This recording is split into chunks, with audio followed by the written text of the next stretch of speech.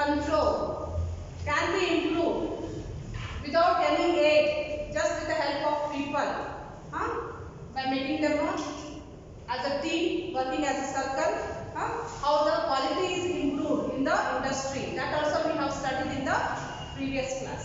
Okay. Next topic to be studied is ISO 9000 series and standards, ISO standard procedure, and how it is applied, what are the advantages of it, benefits, characteristics. So these all things we are going to study in the today's class. So let me know what you know from your side. What is ISO? You have heard it, you have seen it. ISO ಅಂದ್ರೆ ನೀವೇನು ಅನ್ಕೊಂಡಿರಿ? ಹೇಳಿ. ISO ಅಂದ್ರೆ ನೀವೇನು ಅನ್ಕೊಂಡಿರಿ? ನೋಡಿರಿ ಎಲ್ಲಿ ನೋಡಿದ್ರೆ ISO? Where you have seen? Yes. Product packet ಮೇಲೆ ISO ಇರ್ತದೆ ನೋಡಿ, ಮಾರ್ಕ್ ಇರ್ತದೆ. ISO 9000, 9001. You might have seen that. ಹೌದಲ್ರಿ? So what actually it tells? ನೀವೇನು ಅನ್ಕೊಂತೀರ ಅದನ್ನ ನೋಡಿ? ISO 9000, 9001 ನೋಡಿದ ತಕ್ಷಣ ನಿಮಗೆ ಏನು ಅನಿಸುತ್ತೆ? Yes? Yes? Correct? Yes. It is of a good quality ಅಂತಂದ್ರೆ ನಿಮಗೆ assurance ಸಿಗ್ತದೆ. So you assume that it is of a good quality. It is used a quality procedure. Our company ಅವರು ಒಳ್ಳೆ ಪ್ರೊಸೀಜರ್ ಯೂಸ್ ಮಾಡಿ product ready ಮಾಡ್ಯಾರ ಅಂತ ಹೇಳಿ ನಿಮಗೆ ಒಂದು ಅಶ್ಯೂರೆನ್ಸ್ ಕೊಟ್ಟಂಗೆ ಅದು. That is the main concept behind it. So ಅದನ್ನ ಯಾಕೆ ಆ ರೀತಿ ಕೊಟ್ಟಿರ್ತಾರೆ ಅಂದ್ರೆ ಅದಕ್ಕೆ certification ಸಿಗಬೇಕಂದ್ರೆ it is a big procedure. ISO stands for what? Let us study one by one. ISO symbol you can see here. Have you seen this? ISO stands for, anybody knows? Yes. International Standard Organization. International Standard Organization. International Organization for Standardization. So it is an international organization for what? For standardization. So ಯಾವ standardization ಮಾಡ್ತಾರೆ ಅಂದ್ರೆ usually quality first, quality standard procedure follow ಮಾಡೋದು. ಇನ್ನೊಂದು ಎರಡು ಮೂರು ಬರ್ತಾರೆ, safety process ಅಂತ ಬರ್ತದೆ, ಸೇಫ್ಟಿ ಸ್ಟ್ಯಾಂಡರ್ಡ್ ಮಾಡೋದು. ಆಮೇಲೆ ಎನ್ವಿರಾನ್ಮೆಂಟಲ್ ಕಂಟ್ರೋಲ್, ಎನ್ವಿರಾನ್ಮೆಂಟಲ್ ಸಿಸ್ಟಮ್ ಅಂತ ಬರ್ತೈತಿ, ಅದರೊಳಗೆ ಬರ್ತೈತಿ. So these all are controlled and made as a standard by an international organization. So this provides a guidelines ಕೊಟ್ಟಿದ್ದಾರೆ ಯಾವ ಪ್ರೊಸೀಜರ್ ಫಾಲೋ ಮಾಡಬೇಕು, which is a standard procedure to prepare a quality product. Product may be anything, product ಯಾವುದೇ ಇರಬಹುದು, food product ಇರಬಹುದು, electronic product ಇರಬಹುದು, mechanical product ಇರಬಹುದು, any sort of product will follow certain procedure. No, manufacturing ಮಾಡಬೇಕಂದ್ರೆ procedure follow ಮಾಡ್ತಾರೆ. So procedure ಸರಿಯಾದ procedure follow ಮಾಡಿದ್ರೆ then it is going to give rise to a good quality one at the end. So that will satisfy what? Good quality ಅಂದ್ರೆ ಏನಾಗ್ತದೆ? ಯಾಕೆ good quality product ಬೇಕು ನಮಗೆ? What is quality?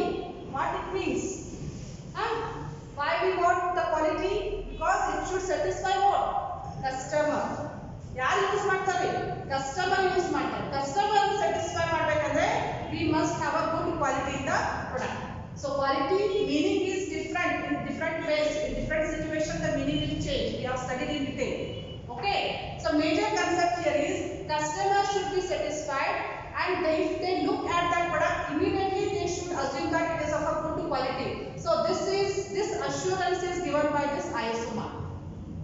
ಯಾರೇ ನೋಡಿದ್ರು immediately ಗೊತ್ತಾಗಬೇಕು ಅವ್ರಿಗೆ. ಈಗ ನೋಡಿ ಗೋಲ್ಡ್ ಪರ್ಚೇಸ್ ಮಾಡಕ್ಕೆ ಹೋಗ್ತೀರಾ ಅಂಗಡಿಗೆ, ಗೋಲ್ಡ್ ಅದು ಪ್ಯೂರಿಟಿ ಐತೆ ಅಂತ ಹೇಳಿ ಹೆಂಗೆ ಗೊತ್ತಾಗ್ತದೆ ನಿಮಗೆ? ಯಾರಾದ್ರೂ ಹೇಳ್ತೀರಿ?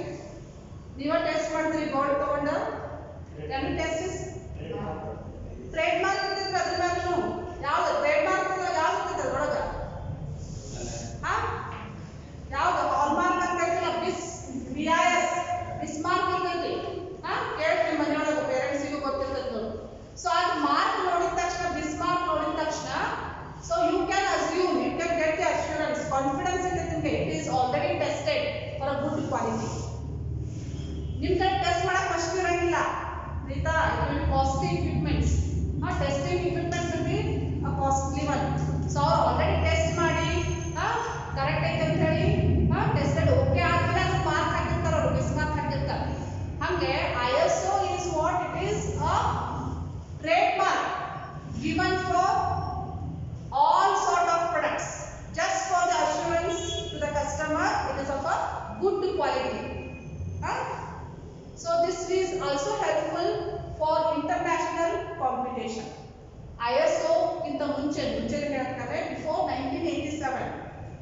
1987 ಗಿಂತ ಮುಂಚೆ ಏನಾಗ್ತಿತ್ರಿ ಇಂಡಿಯಾದೊಳಗೆ ಆಗಿದ್ದ ಪ್ರಾಡಕ್ಟ್ಸ್ ಮ್ಯಾನುಫ್ಯಾಕ್ಚರ್ ಆಗಿದ್ದ ಪ್ರಾಡಕ್ಟ್ ಇಂಡಿಯಾದೊಳಗೆ ಸೇಲ್ ಮಾಡ್ತಿದ್ರು. ಬೇರೆ ಕಂಟ್ರಿ ಅವರು ಅಲ್ಲಿ ನಾವು ಮ್ಯಾನುಫ್ಯಾಕ್ಚರ್ ಮಾಡಿದ್ದು ಅಲ್ಲಷ್ಟೇ ಸೇಲ್ ಮಾಡ್ತಿದ್ರು. ಅಕಸ್ಮಾತ್ ಇಲ್ಲಿಂದ ಅಲ್ಲಿ ಸೇಲ್ ಮಾಡಿದ್ರು, ಬೇರೆ ಕಂಟ್ರಿ ಸೇಲ್ ಮಾಡಿದ್ರು, ಅವ್ರಿಗೆ ಅಶ್ಯೂರೆನ್ಸ್ ಸಿಗ್ತಿದ್ದಿಲ್ಲ ಇದು ಒಳ್ಳೇದೈತು ಅಂತ ಹೇಳಿ, ಕ್ವಾಲಿಟಿ ಚಲೋ ಐತೋ ಅಂತ ಹೇಳಿ ಅಶ್ಯೂರೆನ್ಸ್ ಬೇಕಲ್ರಿ. ಈಗ ನಮ್ಮ ಕಂಟ್ರಿ ಒಳಗೆ ನಾವು ಮಾಡಿದ್ದು ನಮ್ಗೆ ಗೊತ್ತಿರ್ತದೆ ಹೆಂಗೈತೆ ಅಂತ ಹೇಳಿ. ಬಟ್ ಬೇರೆ ಕಂಟ್ರಿ ಪ್ರಾಡಕ್ಟ್ ನಮ್ಗೆ ಬಂತಂದ್ರೆ how we can get the confidence in that product? ಆಯ್ತಾ? So we will deny that product usually ತೊಗೊಳಕ್ಕೆ ಹೋಗಂಗಿಲ್ಲ ಬೇರೆ, because we not knowing what is the quality of that product. So this was thought. ಬೇರೆ ಎಲ್ಲಾ ಕಡೆನೂ ಬೇರೆ ದೇಶದೊಳಗೂ ನಮ್ಮ product sale ಆಗಬೇಕು ಅಥವಾ ಬೇರೆ ಪ್ರಾಡಕ್ಟ್ ನಮ್ಮ ಕಡೆ ನಾವು ತಗೋಬೇಕು. So this was a idea behind going for ISO. ISO ಮಾಡೋಕ್ಕಿಂತ ಮುಂಚೆ ಅವ್ರು ಥಿಂಕ್ ಮಾಡಿದ್ರು. ಸೊ ನಮ್ಮ ಪ್ರಾಡಕ್ಟ್ ಎಲ್ಲ ಕಡೆ ಸೇಲ್ ಮಾಡಬೇಕಂದ್ರೆ, ಕ್ವಾಲಿಟಿ ಅಶ್ಯೂರೆನ್ಸ್ ಕೊಡಬೇಕಂದ್ರೆ there must be one organisation which does or which gives the guidelines what should the procedure be followed. So ISO ಏನು ಮಾಡ್ತಿದ್ರು? It gives the guidelines, standard guidelines ಕೊಡ್ತಿದ್ರು, quality guidelines ಕೊಡ್ತಿದ್ರು, ಯಾವ procedure follow ಮಾಡ್ಬೇಕಂತ ಹೇಳಿ guidelines ಕೊಡ್ತಿದ್ರು. So ಇದಾದ್ಮೇಲೆ ಏನಾಗ್ತೈತಿ, ಕಂಪ್ನಿ ಅವರು ಈ ಪ್ರೊಸೀಜರ್ ಫಾಲೋ ಮಾಡಿದ್ರೆ, ಗೈಡ್ಲೈನ್ಸ್ ಫಾಲೋ ಮಾಡಿದ್ರೆ ಏನಾಗ್ತೈತಿ, ಒಂದು ಏಜೆನ್ಸಿ ಇರ್ತೈತಿ, ಎಕ್ಸ್ಟರ್ನಲ್ ಏಜೆನ್ಸಿ ಇರ್ತೈತಿ. It's an independent organization. I just look at this. Here, some examples have given. So, different products you can see this ISO. One very available cement. Next, some others you can see in food product. Food dolage ISO ಬಗ್ಗೆ ಇರುತ್ತದೆ, FSSAI. FSSAI. It also gives the assurance for the customer it is of a good quality. Yes, it is in India. India this is a representative for what? For food product. Okay. Next, some examples. So ಈ ರೀತಿ ಅವರು produce ಮಾಡ್ತಿದ್ರೆ, quality procedure follow ಮಾಡ್ತಿದ್ರೆ, external agency ಅವರು ಅವ್ರಿಗೆ ಒಂದು certificate ಕೊಡ್ತಾರೆ. Certificate ಅದಕ್ಕೆ ಅಂತ ಕರೀತಾರೆ ISO ಸರ್ಟಿಫೈಡ್ ಅಂತ, ISO 9000 2008 ಅಂತ ಹೇಳಿ ಒಂದು ಸರ್ಟಿಫಿಕೇಟ್ ಕೊಡ್ತಾರೆ. ಸೊ ಇದು ಇಂಡಿಕೇಟ್ ಮಾಡ್ತೈತ್ರಿ, this is a standard. 9001 is a standard. There are many standards. ಮುಂದೆ ಕಲಿತೀವಿ 9000, 9001, 2 ಹಿಂಗೆಲ್ಲ ಬರ್ತಾವೆ. ಇದೇನು ಇಂಡಿಕೇಟ್ ಮಾಡ್ತೈತಿ, ಇಯರ್ 2008 ಅಂದ್ರೆ ಗೈಡ್ಲೈನ್ಸ್ ಯಾವ ಇಯರ್ ಒಳಗೆ ಕೊಟ್ಟಾರ ಆ ಇಯರ್ ಇಂಡಿಕೇಟ್ ಮಾಡಿ. Okay, some editions are there.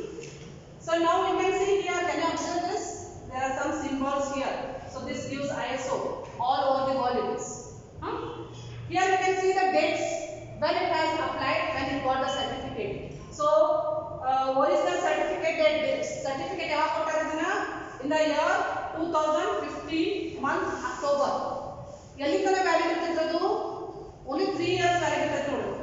So up to 2018 October it will be valid. So once ನಾವು ಸರ್ಟಿಫಿಕೇಟ್ ಸಿಕ್ತಂದ್ರೆ, ಸರ್ಟಿಫಿಕೇಟ್ ಸಿಗೋದು ಬಹಳ difficult to get the certificate. It is a difficult process. We will study in later topic.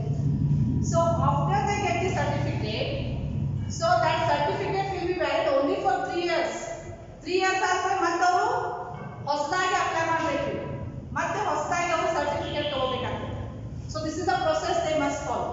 So once they get this certificate, then they can make use of this symbol for their product.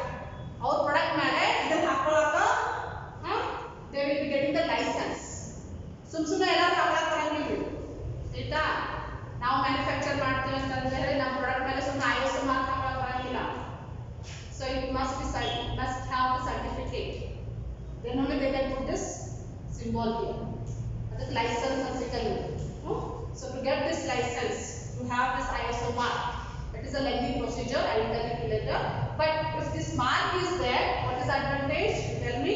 This mark is ಏನು advantage ಆಗ್ತೈತಿ company ಅವರಿಗೆ? Customer ಗೆ assurance ಕೊಟ್ಟಂಗೆ ಆಗ್ತೈತಿ, confidence ಕೊಟ್ಟಂಗೆ ಆಗ್ತೈತಿ. Customer ಬೇರೆ ಏನು ನೋಡಕ್ಕೆ ಹೋಗಂಗಿಲ್ಲ, just buy the product without seeing anything, without testing also. Test ಮಾಡೋದು necessary ಬೇಕಾಗಿಲ್ಲ. Already it will be tested. Already it will be using a standard procedure. So no need of going for testing and no need of going for any other procedure. So they just take their product. So this is the and this can be sold all over the world. ನೀವು ಇಲ್ಲಿ manufacture ಮಾಡಿರ್ತೀರಿ, ಬೇರೆ ಕಡೆ cell ಮಾಡಬಹುದು. Because ಇದನ್ನು ನೋಡಿದ್ರೆ ಬೇರೆ ಕಂಟ್ರಿಯವರು ಏನು ತಿಳ್ಕೊಂತಾರ, this is already tested for a good quality. ಆಯ್ತಾ? ಸೊ ಬೇರೆ ಕಂಟ್ರಿ ಒಳಗೂ ನಿಮ್ಮ ಪ್ರಾಡಕ್ಟ್ ಸೇಲ್ ಆಗ್ತಾವ. So all over the world the trade can improve. Trade, so international trade ಅಂತ ಕರೀತಾರೆ. ಇಂಟರ್ನ್ಯಾಷನಲ್ ಟ್ರೇಡ್ ಅಂದ್ರೆ ವ್ಯಾಪಾರ. ಬೇರೆ ಬೇರೆ ಕಡೆ ನೀವು ವ್ಯಾಪಾರ ಮಾಡಬೇಕಂದ್ರೆ you must have what certificate? ISO certificate. then only you will get the license to put this mark on your product. Is this clear? ಅರ್ಥ ಆಯ್ತಾ? This is a brief introduction about ISO. Now let us take the next thing here. This is one certificate. ಹಿಂಗೆ ಸಾಕಷ್ಟು ಸಿಗ್ತಾವ ನಿಮಗೆ, ಬೇರೆ ಬೇರೆ ಕಂಪನಿಯವರಿಗೆ ಬೇರೆ ಬೇರೆ ಸರ್ಟಿಫಿಕೇಟ್ ಇರ್ತಾವ, ಬಟ್ ನಂಬರ್ ಚೇಂಜ್ ಇರ್ತಾವ depending upon the year, depending upon the standard what they are using, it will be different. Okay, ಇದು ಬೇರೆ ಕಂಪನಿಗಳು. This is for other company, just for the certificate. So they have got this ISO 9001 guidelines are issued in the year 2015. Okay, so ಯಾವಾಗ ಅವರಿಗೆ date ನೋಡಿ, ಯಾವಾಗ ಅವರು certificate ಸಿಕ್ಕಿದೆ ನೋಡಿದ್ರು, ಡೇಟ್ ಆಫ್ ಸರ್ಟಿಫಿಕೇಟ್ 2018 ನಲ್ಲಿ ಸಿಕ್ಕಿತ್ತು. ಎಲ್ಲಿ ತನಕ ವ್ಯಾಲಿಡ್ ಇರ್ತದೆ? 3 years. 2021 ಆಗಸ್ಟ್ ತನಕ ವ್ಯಾಲಿಡ್ ಇರ್ತದೆ. After that again they have to apply for the next renovation ಮಾಡ್ಕೋಬೇಕು, ಅಪ್ಲೈ ಮಾಡಬೇಕು. So this is the procedure. So maximum 3 years period they will be having. Then the license will not be given. License ಮತ್ತೆ ಅವರು renovation ಮಾಡಬೇಕಂದ್ರೆ they have to apply for that. Got it? So ನೀವು Google ನಲ್ಲಿ search ಮಾಡಿದ್ರೆ ಸಾಕಷ್ಟು images ಸಿಗ್ತಾವೆ, certificate images ಸಿಗ್ತಾವೆ, product images with ISO mark. Okay, now with a brief introduction about what is ISO, why it is required, let us study in detail. What is actually meaning of ISO 9000 series quality standards? So let me tell one by one. So first, ಎಲ್ಲಿಂದ start ಆಗುತ್ತೆ ನಮಗೆ? When it started in the year 1987. Before that there was no international trade. ಆಮೇಲೆ international trade start ಆಗುತ್ತೆ, ಎಲ್ಲ ಕಡೆನೂ sale start ಆಗುತ್ತೆ. Okay, so 1987 ಒಳಗೆ first edition ಬಂತು. So what it will be having? It will be having the guidelines. Book ಇರ್ತದೆ ಅದು. ISO standard 9000 ಅಂದ್ರೆ 9000 ನೋಡಿರಲ್ಲ, they are nothing but they are the guidelines given for the industries to apply the quality procedure. So book ಇದ್ದಂಗ, manual ಇದ್ದಂಗ. First edition ಯಾವಾಗ ಬಂತು? ನಿಮ್ಗೆ book ಬರ್ತಾರ ಈಗ OM ಬುಕ್ ಐತಿ, ಫಸ್ಟ್ ಎಡಿಷನ್, ಸೆಕೆಂಡ್ ಎಡಿಷನ್ ಅಂತ ನೋಡಿ. ಯಾವ ಇಯರ್ದೊಳಗೆ ಎಡಿಷನ್ ಚೇಂಜ್ ಆಗೈತಿ, ಸಿಲೆಬಸ್ ಚೇಂಜ್ ಆದ್ಮೇಲೆ ಮತ್ತೆ ಚೇಂಜ್ ಮಾಡ್ತಾರೆ ನೋಡಿ, ಎಡಿಷನ್ ಬೇರೆ ಎಡಿಷನ್ ತಗೋತಾರೆ ನೋಡಿ. Year by year 2015 edition, 2016 edition ಅಂತ ನೋಡಿ. ಸೊ ಹಂಗ standards guidelines every year change ಮಾಡ್ಕೊಂತ ಇರ್ತಾರೆ. Because situation will change, market requirement will change, demands will change. ಅದಕ್ಕೆ ಅವ್ರು ಎಡಿಷನ್ ಚೇಂಜ್ ಮಾಡ್ಕೊಂತ ಹೋಗ್ತಾರೆ. ಈಗ ನೋಡಿ ನಮ್ದೇ ಬುಕ್ ಇದು OMB. ಸೊ ಇದು ನಿಮ್ದು 2015 ಸಿಲೆಬಸ್ಗೆ ರೆಡಿ ಮಾಡಿದ್ದೀವಿ. ಹಳೆ ಸಿಲೆಬಸ್ಗೆ ಬೇರೆ ಬುಕ್ ಇತ್ತು, ಅದು ಹಳೆ ಎಡಿಷನ್. ಹೊಸ ಸಿಲೆಬಸ್ಗೆ ಹೊಸದಾಗಿ ಗೈಡ್ಲೈನ್ಸ್ ಕೊಟ್ಟಾರ. This is the new edition. ಇನ್ಮೇಲೆ ಮತ್ತೆ ಸಿಲೆಬಸ್ ಚೇಂಜ್ ಆಗ್ತದೆ, ಮತ್ತೆ ಚೇಂಜ್ ಆಗ್ತೈತಿ, ಸಬ್ಜೆಕ್ಟ್ ಟಾಪಿಕ್ ಸ್ವಲ್ಪ ಚೇಂಜ್ ಮಾಡ್ತಾರೆ, ಅದು ನ್ಯೂ ಎಡಿಷನ್ ಆಗ್ತೈತಿ. ಈಗ 2020ಗೆ ಫಸ್ಟ್ ಇಯರ್ ಅವ್ರಿಗೆ ಹೊಸದಾಗಿ ಸಿಲೆಬಸ್, ಅದು ನ್ಯೂ ಎಡಿಷನ್. ಹಂಗೆ year by year syllabus change ಆದಂಗೆ ಎಡಿಷನ್ ಹೆಂಗೆ ಚೇಂಜ್ ಆಗ್ತದೆ, ಹಂಗೆ ಡಿಮ್ಯಾಂಡ್ ಚೇಂಜ್ ಆದಂಗೆ, ಕಸ್ಟಮರ್ ಡಿಮ್ಯಾಂಡ್ ಚೇಂಜ್ ಆದಂಗೆ ಮಾರ್ಕೆಟ್ನಲ್ಲಿ ಇಂಡಸ್ಟ್ರಿ ಅವ್ರ ಕ್ವಾಲಿಟಿ ಪ್ರೊಸೀಜರ್ ಚೇಂಜ್ ಮಾಡ್ಕೋಬೇಕಾಗ್ತದೆ. ಅದಕ್ಕೆ ಅವ್ರು ಗೈಡ್ಲೈನ್ಸ್ ಚೇಂಜ್ ಮಾಡ್ಕೋಬೇಕಾಗ್ತದೆ. ಆ ಗೈಡ್ಲೈನ್ಸ್ ಯಾರು ಫಿಕ್ಸ್ ಮಾಡ್ತಾರ? ISO ಫಿಕ್ಸ್ ಮಾಡ್ತೀವಿ. So it gives the guidelines with the help of a book, manual. ಅದೇನೋ ಬೇರೆ ಅನ್ಕೊಳಕ್ ಹೋಗ್ಬೇಡ, it is just a manual which tells about the guidelines. Okay, so ISO ಅಂತ ಏನು ನೋಡಿ ಡೈರೆಕ್ಟ್ ಆಗಿ ಕೊಟ್ಟಿದ್ದೇನೆ. So what it is the International Organization for Standardization. ಉಲ್ಟಾ ಇದಾಯ್ತು, ನೀವೇನು ಅನ್ಕೊಂಡ್ರಿ? ಇಂಟರ್ನ್ಯಾಷನಲ್ ಸ್ಟ್ಯಾಂಡರ್ಡ್ ಆರ್ಗನೈಸೇಷನ್ ಬಂದು ಉಲ್ಟಾ ಆಯ್ತು. International organisation first, for what? For standardisation. Okay, next, it is an international body.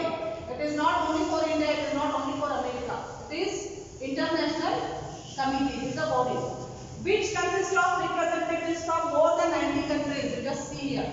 ಇದರಲ್ಲಿ ಯಾರ್ಯಾರು 90 countries, more than 90 countries members ಇದ್ರೊಳಗದ. It is a committee. It is a formed committee.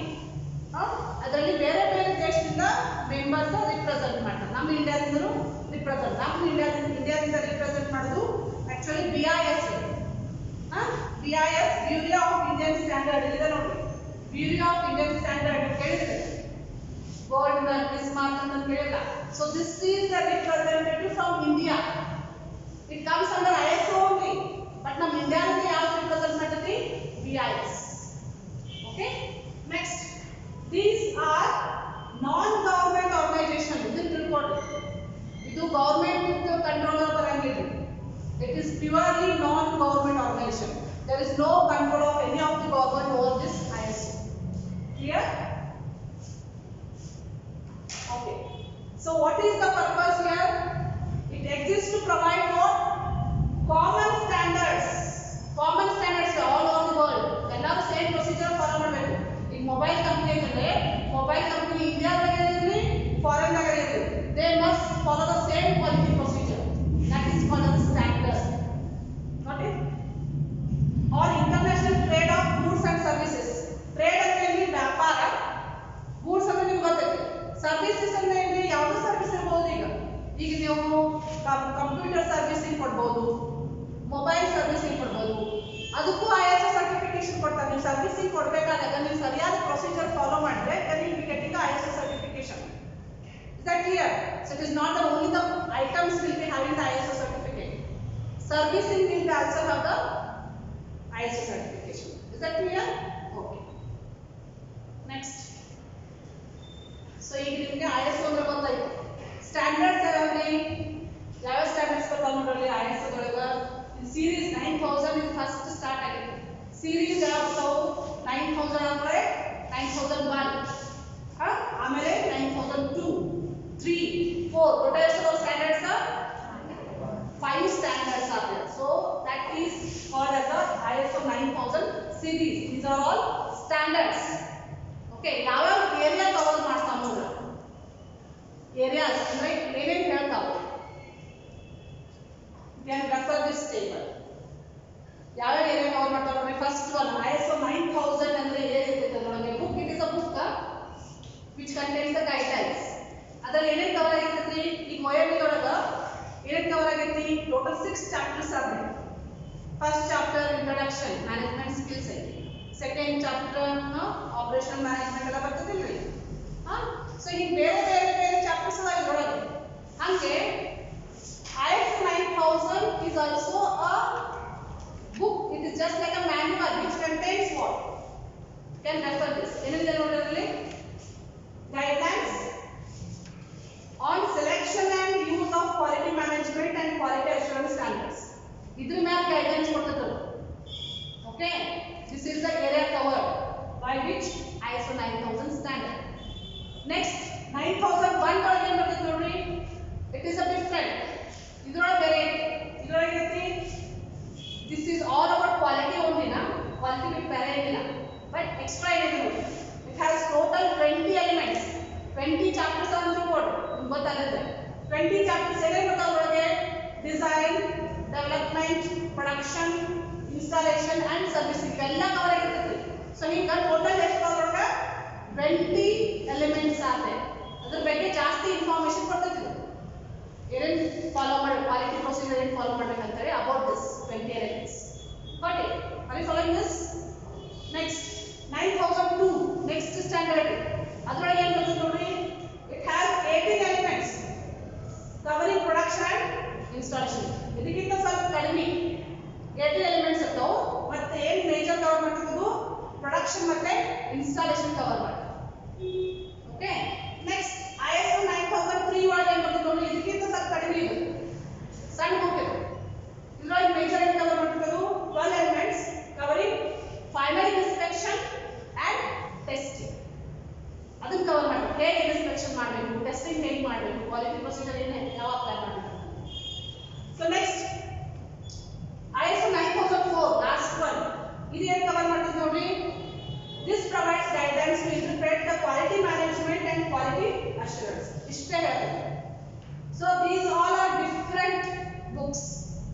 Different books ಗೆ ಅದನ್ನ ಏನು ಅಂತಾರೆ ನಾವು ಸ್ಟ್ಯಾಂಡರ್ಡ್ಸ್ ಅಂತ ಕೊಡ್ತಾರೆ. ಇವೆಲ್ಲ ಸ್ಟ್ಯಾಂಡರ್ಡ್ಸ್.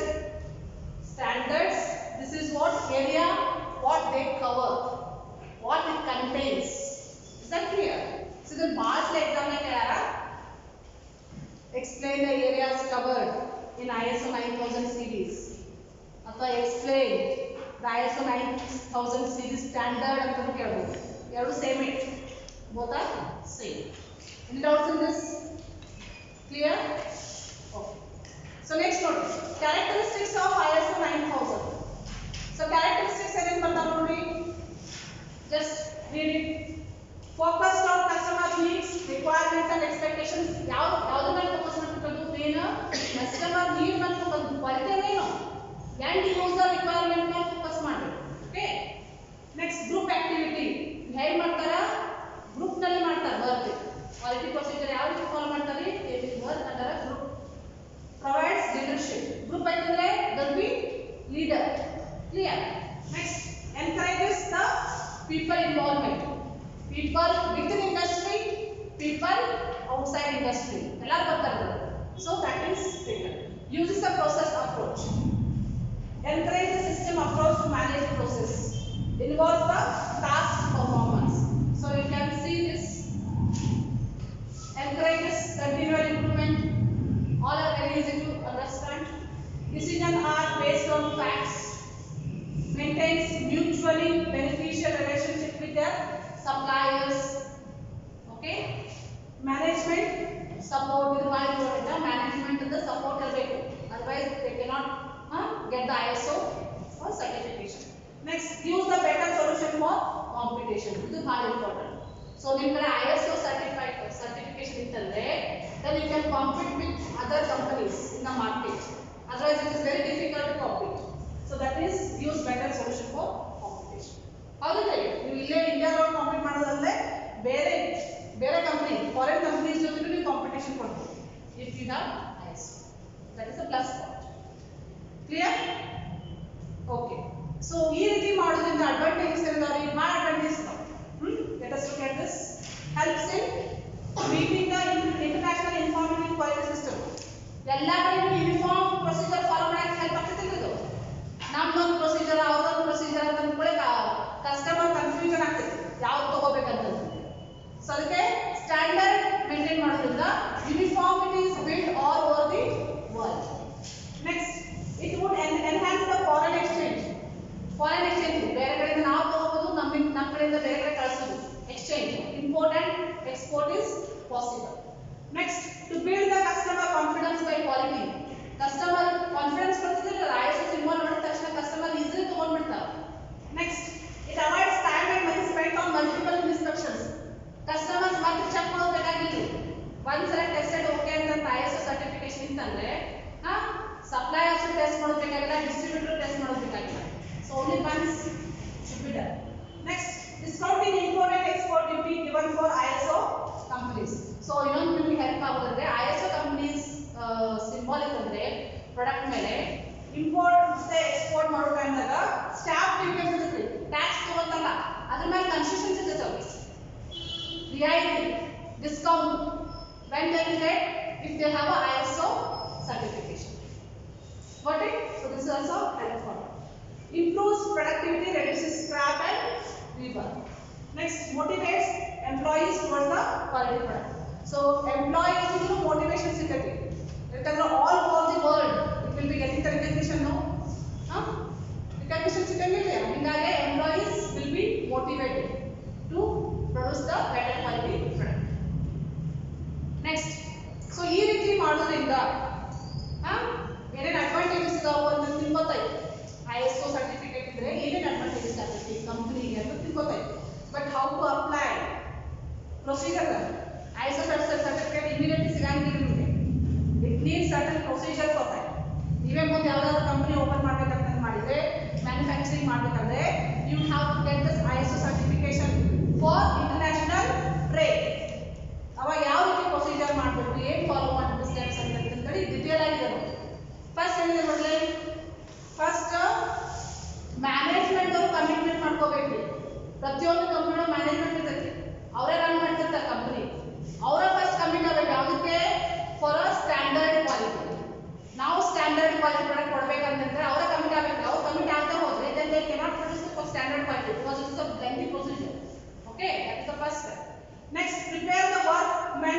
ಚೇಂಜ್. ಒಂದ್ಸಲ ಕಮಿಟ್ ಮಾಡಿದ್ರೆ ಅದಕ್ಕೆ ಕ್ವಾಲಿಟಿ ಸ್ಟ್ಯಾಂಡರ್ಡ್ ಪ್ರೊಸೀಜರ್ ಫಾಲೋ ಮಾಡಾಕ ಒಂದು ಟೀಮ್ ಮಾಡೋದು. ಅದು ಟೀಮಿಗೆ work man for what for the change. Quality already ಮಾಡ್ತಿರ್ತಾರೆ, ಬಂದು ಯಾವುದೋ ಪ್ರೊಸೀಜರ್ ಫಾಲೋ ಮಾಡ್ತಿರ್ತಾರೆ, ಅದನ್ನ ಚೇಂಜ್ ಮಾಡ್ಬೇಕಲ್ಲ. ಚೇಂಜ್ ಮಾಡ್ಬೇಕಂದ್ರೆ it requires certain procedure. For that they need a team for that. ಆ ಟೀಮಿಗೆ ಏನಂತಾರೆ work man. Okay, next selection of appropriate model. Like ಈಗ ನೋಡಿದ್ರು ನೀವು 9000 ಸ್ಟ್ಯಾಂಡರ್ಡ್ ವ್ಯಾರಿಯಂಟ್ ಐತಿ, 9001 ವ್ಯಾರಿಯಂಟ್, 2 ವ್ಯಾರಿಯಂಟ್, 3 ವ್ಯಾರಿಯಂಟ್, 4 ವ್ಯಾರಿಯಂಟ್. ಬಟ್ ನಮ್ಮ ಇಂಡಸ್ಟ್ರಿಗೆ ಯಾವ ಸೂಟೇಬಲ್ ಆಗ್ತೈತಿ? ಹೌದಿಲ್ಲ, ಬೇರೆ ಬೇರೆ ಬೇರೆ ಬೇರೆ ಐತಿ ಗೈಡ್ಲೈನ್ಸ್. ಒಂದ್ರೊಳಗೆ 20 ಎಲಿಮೆಂಟ್ಸ್ ಅದಾವ, ಒಂದ್ರೊಳಗೆ 18 ಎಲಿಮೆಂಟ್ಸ್ ಅದಾವ, ಒಂದ್ರೊಳಗೆ 12 ಅದಾವ. ಹೌದಿಲ್ಲ, ನಮ್ಮ ಇಂಡಸ್ಟ್ರಿಗೆ ಯಾವ ಸೂಟೇಬಲ್ ಆಗ್ತೈತಿ ಸ್ಟ್ಯಾಂಡರ್ಡ್ ಅದನ್ನ ಚೂಸ್ ಮಾಡ್ಕೋಬೇಕು. ಸುಮ್ಮನೆ ಕಣ್ಣು ಮುಚ್ಚಿ ಯಾವುದು ಚೂಸ್ ಮಾಡೋಂಗಿಲ್ಲ. So first we should study which model suits hour industry. Okay, next study of selected model. So decide ಮಾಡಿದ್ವಿ ISO 9001 ಯೂಸ್ ಮಾಡ್ತೀವಿ ಅಂತ ಡಿಸೈಡ್ ಮಾಡಿದ್ವಿ. ಅದ್ರಲ್ಲಿ ಎಷ್ಟು ಎಲಿಮೆಂಟ್ಸ್ ಇರ್ತಾವೆ? 20 ಎಲಿಮೆಂಟ್ಸ್ ಇರ್ತಾವೆ. ಹೌದಿಲ್ಲ, 9000 ISO 9001 ಒಳಗೆ 20 ಎಲಿಮೆಂಟ್ಸ್ ಇರ್ತಾವೆ. ಅದ್ರ ಬಗ್ಗೆ ಸರಿಯಾಗಿ ಓದ್ಕೋಬೇಕು, ಸ್ಟಡಿ ಮಾಡ್ಕೋಬೇಕು before you apply it. Okay, next setting the coordinating group and subgroups. ಒಂದ್ಸಲ ನೀವು ಡಿಸೈಡ್ ಮಾಡಿದ್ರೆ ಯಾವ ಮಾಡೆಲ್ ಯೂಸ್ ಮಾಡ್ಬೇಕಂತ ಹೇಳಿ ಆಮೇಲೆ ಗ್ರೂಪ್ ಮಾಡಬೇಕು.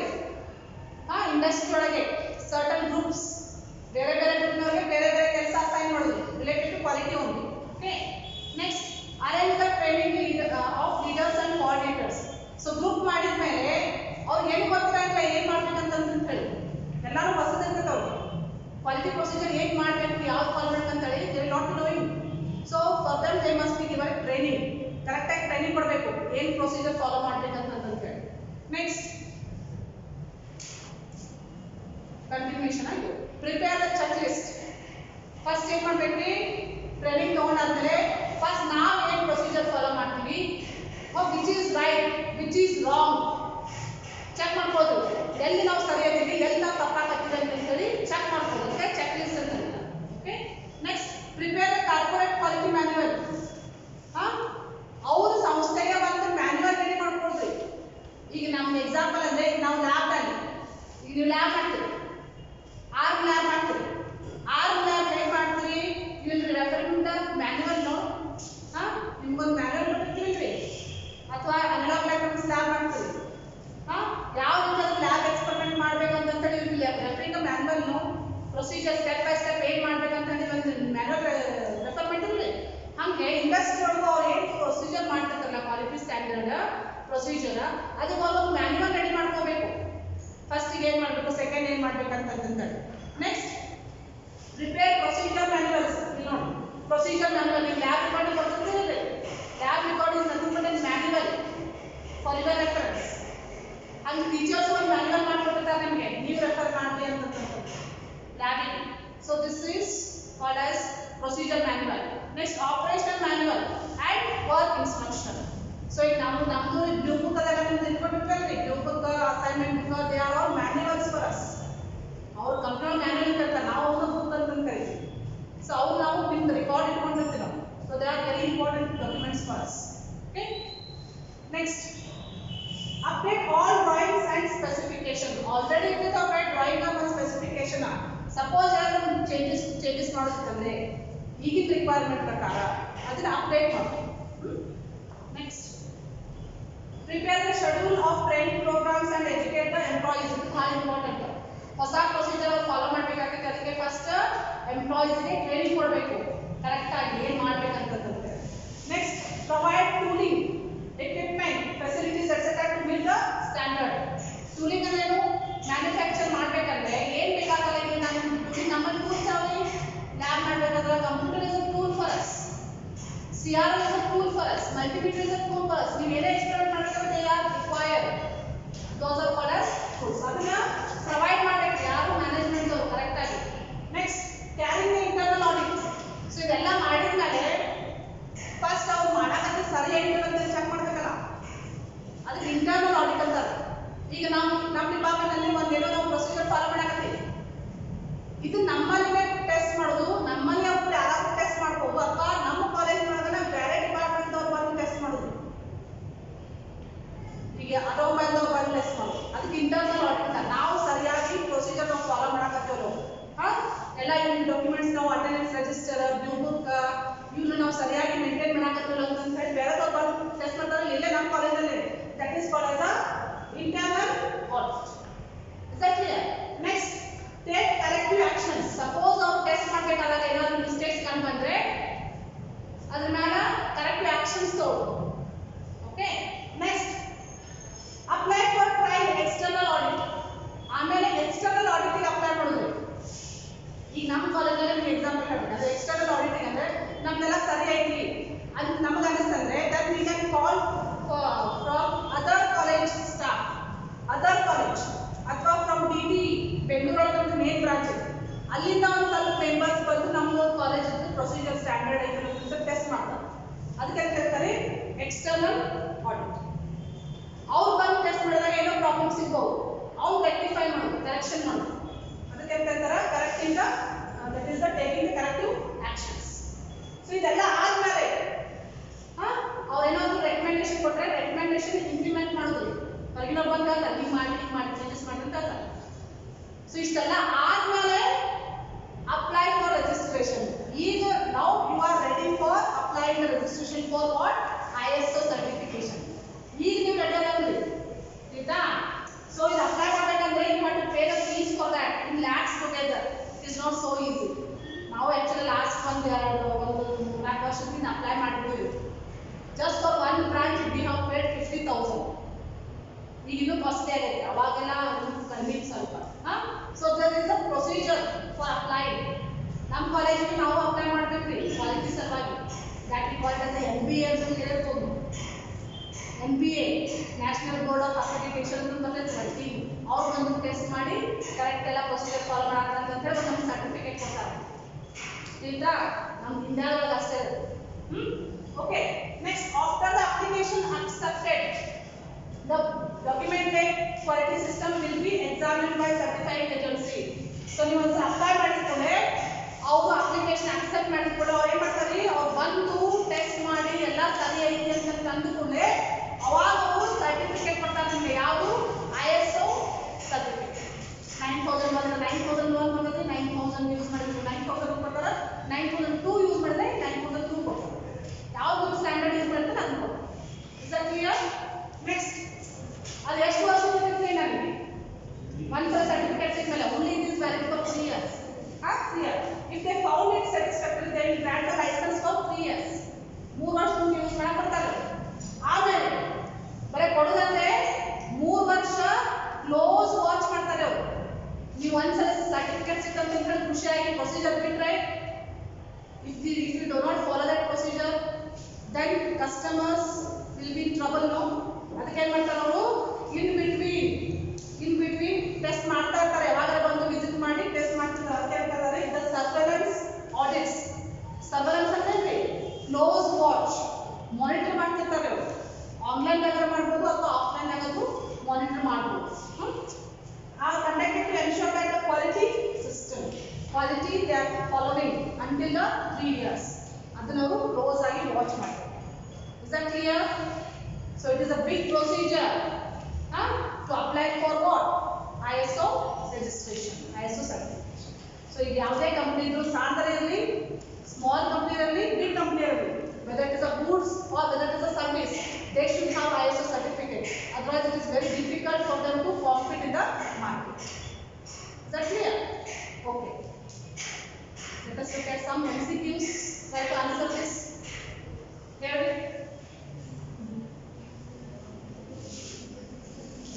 Where option C. Let me see the answer. You are right now. Bureau of Indian Standards. Next heading. Which is the A. First one is correct. Right. Next heading.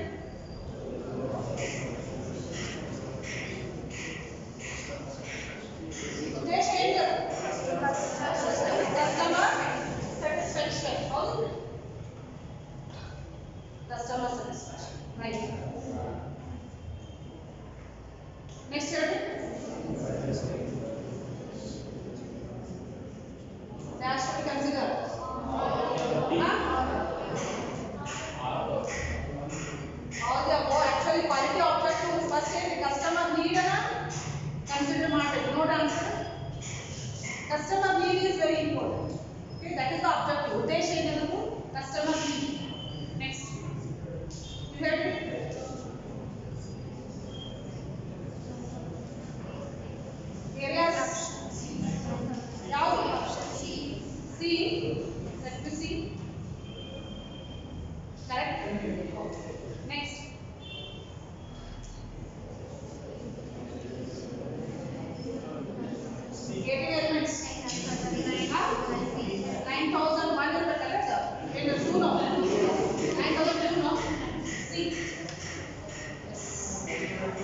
is the correct answer. Next. Total ಎಷ್ಟು standards are? Right? Next.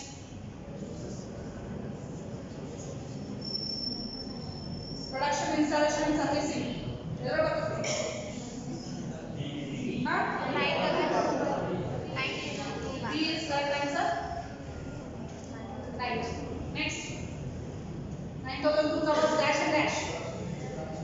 Production and installation. No? C. Okay. Next.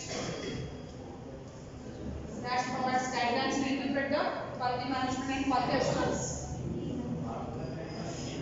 9004 are noted. D is the right answer. Okay.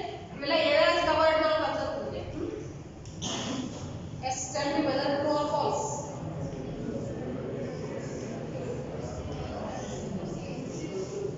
True. Yes. Yes, these are very important things which made you to learn better from MCQs. So I think you have understood what is ISO, what is the ISO standard, areas covered, and what is the procedure to apply for ISO registration. Very important topic.